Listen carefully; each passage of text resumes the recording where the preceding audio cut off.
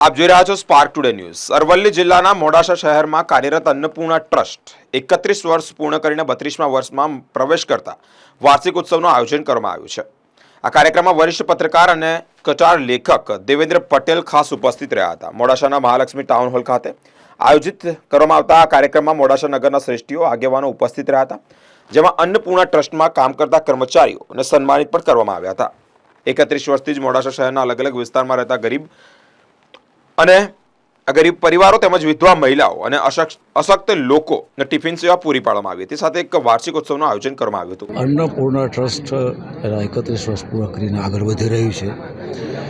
હું આખી દુનિયામાં ફર્યો છું, દુનિયાના કમસે કમ 30થી 40 દેશોમાં હું ફર્યો છું અને સામાજિક સંસ્થાઓને બીજું બધું જોયું છે, પણ મોડાસાનો આજે અન્નપૂર્ણા ટ્રસ્ટ દ્વારા માત્ર 2 રૂપિયામાં દર્દીને, એના સગાઓને, જરૂરિયાતવાળાઓને, નિરાશ્રિતોને જે ઘેર બેઠા ભોજન પૂરું પાડે, એ પણ એટલું સ્વચ્છ અને પૌષ્ટિક ભોજન પૂરું પાડે, એ મારા માટે એક આશ્ચર્યની વાત છે।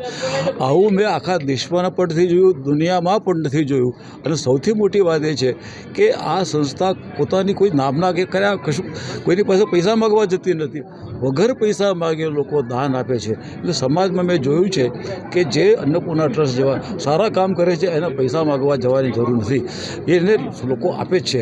અને હું માનું છું કે આ અન્નપૂર્ણા ટ્રસ્ટ દ્વારા જે કામ આજે થઈ રહ્યું છે એ હિન્દુસ્તાનમાં એક સેવાનો મોટો ચમત્કાર છે, અને આવો ચમત્કારિક કામ મેં આજ સુધી જોયો નથી।